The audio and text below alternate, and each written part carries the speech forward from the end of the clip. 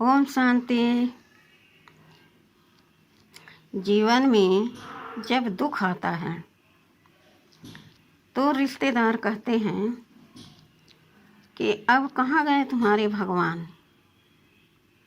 अब उनको कैसे बताएं। एक माता जी की बात है कि बहुत भक्ति करती थी, पूजा पाठ जप तप एक हवन सब कुछ करती थी, व्रत रहती थी।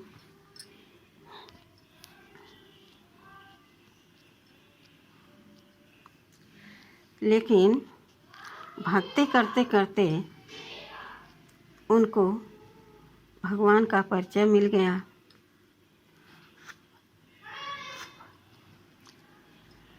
जब भगवान का परिचय मिला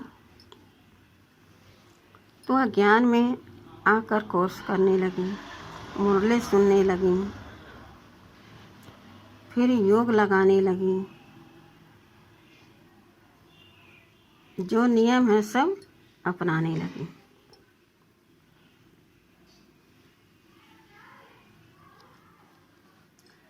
तो जब उनको कोई दुख आता तो लोग उनसे कहते, अरे तुम तो इतना पूजा पाठ करती हो, मंदिर में जाती हो, दान पुण्य करती हो, यज्ञ हवन करती हो, गरीब दुखियों को दान करती हो, तुम तो बहुत अपने आप को समझती हो कि हम भगवान के बहुत बड़े भक्त हैं। तो आज तुम्हारे भगवान कहाँ गए। अब उनको कैसे क्या बताए, क्योंकि वह तो ठहरे अज्ञानी। इस रहस्य को उनको क्या ज्ञान। तो देखिए, आप जो यज्ञ हवन दान पुण्य करते हैं, दीन दुखियों को कुछ दान देते हैं, दया उन पर करते हैं, बूढ़े बुजुर्गों का ख्याल रखते हैं, रोगियों बीमारों का आप ख्याल रखते हैं, सब कुछ आप धर्म के रास्ते पर चल के करते हैं, फिर भी आपको दुख मिलता है। और आपके बगल में जो लोग हैं वह सब कुछ करते हैं, मांस खाते, मदिरा पीते, वेश्यागमन करते, चोरी करते, जुआ खेलते, डाका डालते, सब कुछ करते, और किसी का मान तो करना जानते ही नहीं। जिसको देखो जो नज़र पर चढ़ा उसका अपमान कर देते हैं। लेकिन इसका मतलब ये नहीं कि हम जो सब कुछ कर रहे हैं तो हमारे सामने कोई समस्या न आए, बीमारी न आए, घाटा मुनाफा न आए। ऐसा नहीं हो सकता। क्यों नहीं हो सकता? ऐसा उन लोगों का सवाल है। कहते हैं हम देखो कितने अच्छे हैं, कितने धनवान हैं, कुछ नहीं करते, भगवान कुछ नहीं होता, और ये दिन भर लगे रहते हैं उसी में, लेकिन इनको कोई न कोई परेशानी लगी रहती है। क्या फ़ायदा, कहाँ है भगवान तुम्हारा। तो देखिए, दो मित्र थे, बचपन से मित्रता हुई, वो बड़े हो गए। बड़े होते होते दोनों के नेचर में फ़र्क आ गया। एक व्यक्ति बड़ा हुआ तो गंगा स्नान जाने लगा, मंदिर में जाकर बैठने लगा, संतों के बीच में सत्संग सुनने लगा, बार बार तीर्थों पर जाने लगा। जब नहाने का, पूजा पाठ का, दान पुण्य का समय आता तो वह उस जगह पर, उस स्थल पर जाता। लेकिन दूसरा मित्र जो था वह चोरी करने लगा। जब कुछ माल मिलने लगा तो शराब पीने लगा। शराब पीने लगा तो दिन दहाड़े जहाँ जैसे मनाए उसे गाली गलौज करता, सब गंदे काम अपना लिया। अब चोरी करता, लूटपाट करता, छीना झपटी करता तो उसके पास धन भी था। दोनों बिछड़ गए थे। किसको पता नहीं कि कौन कहाँ है, किस स्थिति में है, कभी मुलाकात नहीं हो रही। वह अपने रास्ते, वह अपने रास्ते। एक दिन गंगा स्नान करके उसका मित्र आ रहा था। दूर से देखा, वो देखो मेरा मित्र आ रहा है। इधर उस मित्र ने खूब शराब पी करके झूमते हुए नशे में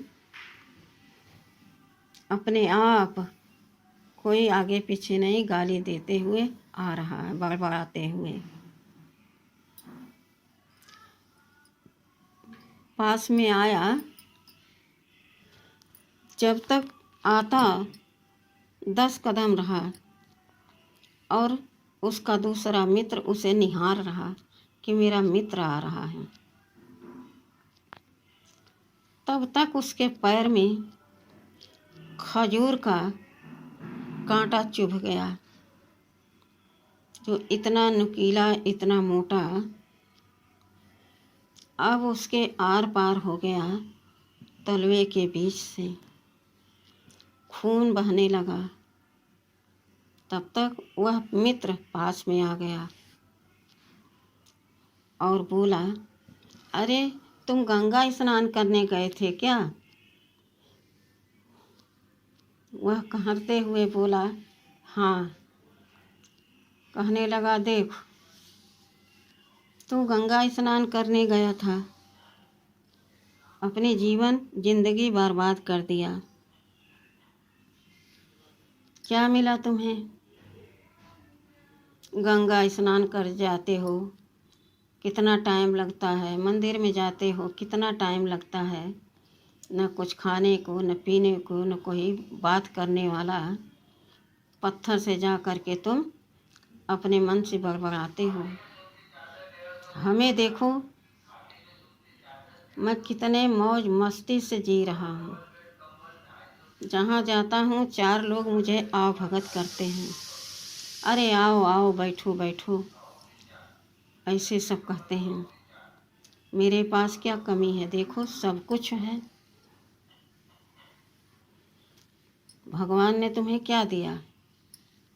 भगवान कुछ नहीं होते। कहाँ है तुम्हारे भगवान? देखो कितना खून निकल गया, व्यर्थ में अपना जीवन बर्बाद कर रहे हो। कहते हुए आगे निकल गया। जो इतना घना मित्र था, बचपन से मित्रता निभाते आए, और अचानक जब ऐसी स्थिति में मिला तो वह मित्र ऐसे बोली बोल करके चला गया। बेचारा वहीं दर्द में पड़ा रहा। 10 कदम गया होगा वह शराबी, और उसको हीरे की अटैची मिल गई। अब तो वह जोर जोर से कहने लगा, वाह वाह मेरा भाग्य वाह। और उससे रहा नहीं गया। उस अटैची को ले करके आगे नहीं गया, मुड़ करके अपने मित्र के पास आया और कहा, देख, तू भगवान को पूजता है, भगवान को ढूंढता है, पूरा अंगुली तेरी फट गई, आर पार हो गया, खून निकल रहा, तेरा भगवान कहाँ है? नहीं आया, मुझे देखो। खोल के कर दिखाया और कहा, देखो, यह अटैची हीरो से भरी पड़ी हमें रास्ते में मिल गई, मेरी लॉटरी लग गई, ऐसी मेरी तेजस्वी भाग्य है। अब तो उस मित्र का सारा धैर्य टूटने लगा और यह कह करके वह मित्र चला गया। यह भी नहीं सोचा कि इतने दिन की मित्रता, तो हम जरा कांटा निकाल दे, सुहला दे, उसके पास बैठ जाएं, दो बातें ऐसे बोले जो उसको सहन हो जाए दर्द, लेकिन वो व्यंग बोल करके चला गया। तभी उसी रास्ते से संत आ रहे थे और पास में जब आए तो देखा कि एक व्यक्ति वहाँ तड़प रहा है दर्द से, उसके पैर में कांटे चुभे हैं, इतने बड़े, इतने मोटे, कोई उसके पास नहीं है और वह अटैची वाला कुछ दूर निकल गया था। तभी संत ने कहा, अरे भाई बेटा, कहाँ से आ रहे थे, कैसे कांटा चुभ गया? यह कांटा तो बहुत मोटा और नुकीला है, देखो कितना खून बह गया, आर पार हो गया। राम राम, हे भगवान। तभी दर्द में तड़पते हुए वह मित्र बोला, संत जी, भगवान का नाम मत लीजिए, पूरा जीवन हमारा बीत गया भगवान की याद में, लेकिन आज हमको क्या मिला? कांटा मिला जिससे इतना दर्द हो रहा है। और आपको पता है, देखो वो दूर जो व्यक्ति जा रहा है वह न पूजा पाठ कुछ भी नहीं करता, न भगवान को मानता, न ढूंढता, कभी स्नान भी नहीं करता कि नहा करके हम भोजन करें। उसको आज हीरे की भरी अटैची मिली और हमको यह कांटा मिला। बताइए भगवान कहाँ हैं और क्या करते हैं? उनका नाम अब मत लीजिए।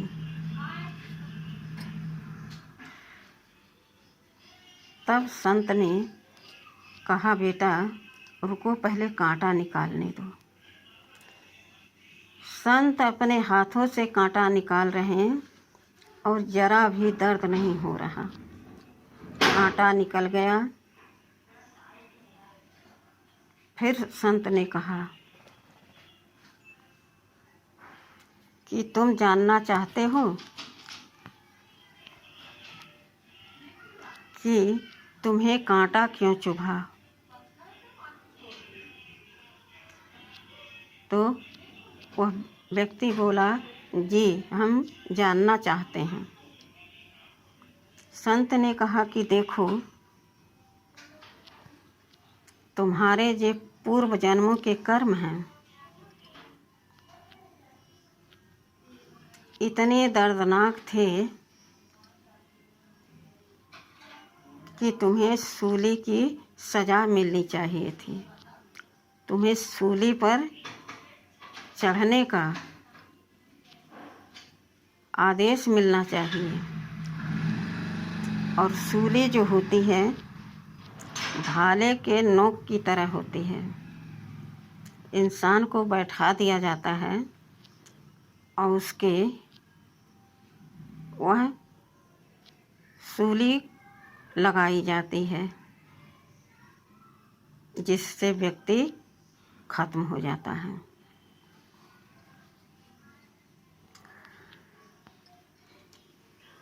तो जो तुम्हें यह कांटा चुभा,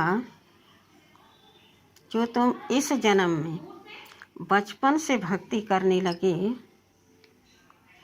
उस प्रभाव से तुम्हारे पाप कुछ कम हो गए। भगवान की याद से तुम्हारे पाप कटने लगे, इसलिए थोड़े पाप रह गए जो तुम्हें सूली से कांटा की सज़ा मिली।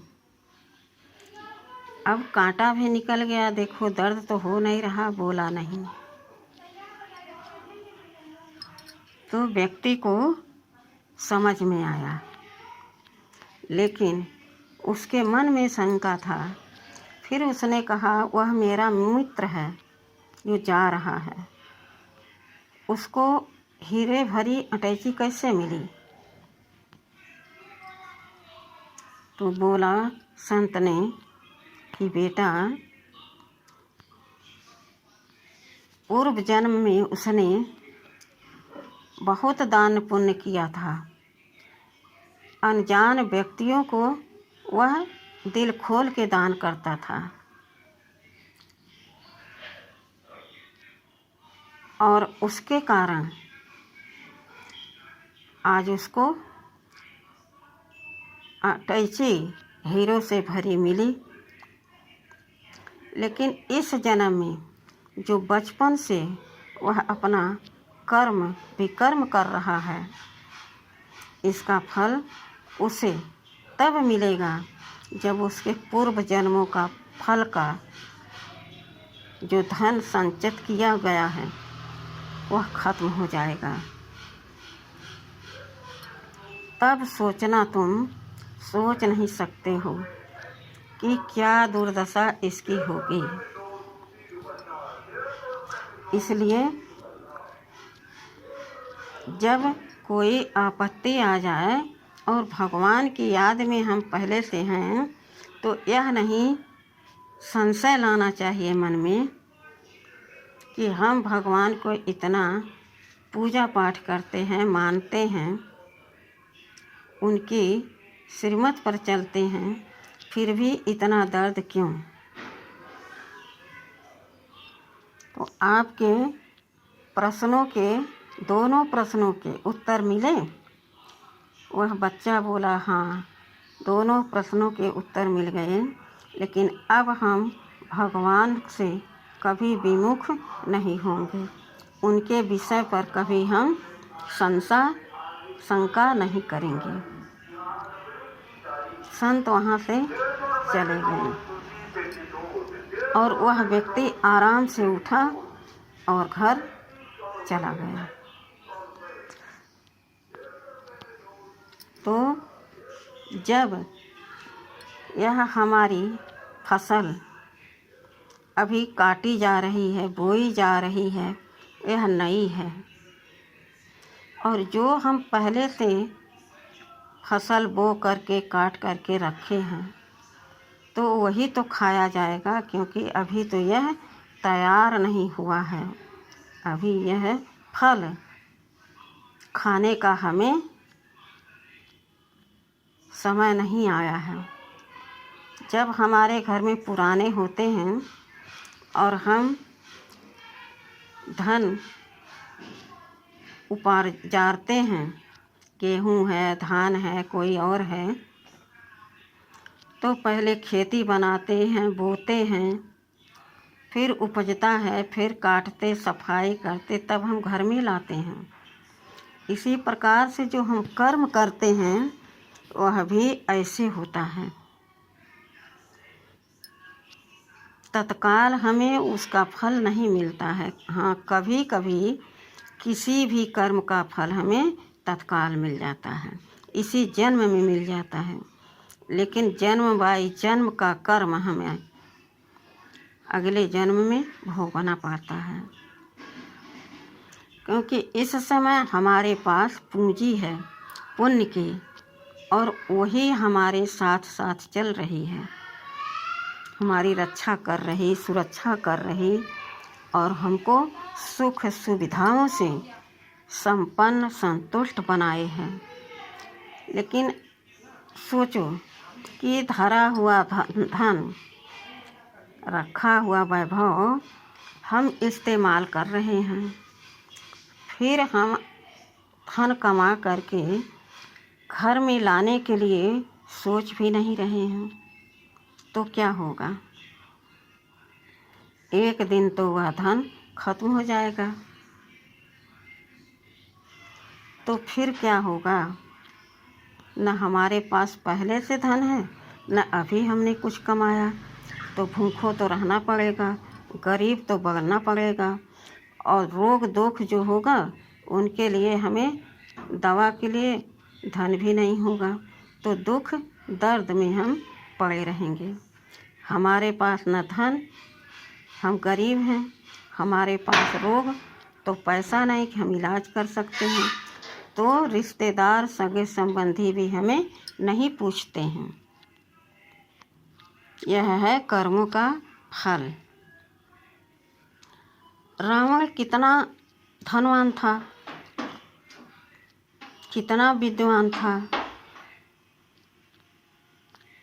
कि उसके पांव रखने से जिधर वह चलता उधर धरती हिल जाती, कांप जाती, इंसान छुप जाते घर में। रावण की शक्ति से कितना धनवान कि उसकी नगरी, उसका लंका सोने का था, तो किस कारण से था? पुण्य के कर्मों के कारण। लेकिन जब अहंकार आ गया उसके अंदर,